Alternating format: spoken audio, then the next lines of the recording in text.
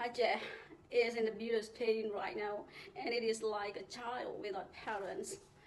The flood and landslide catastrophe in Aceh has left almost entire communities isolated, starving, and grieving, cut off from help.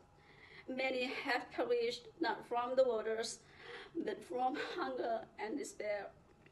In some of the most isolated areas, help never came in time.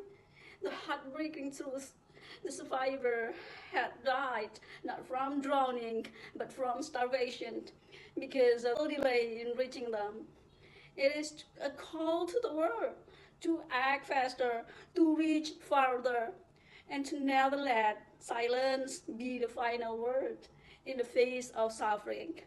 Let us stand together to bring back the hope to Aceh.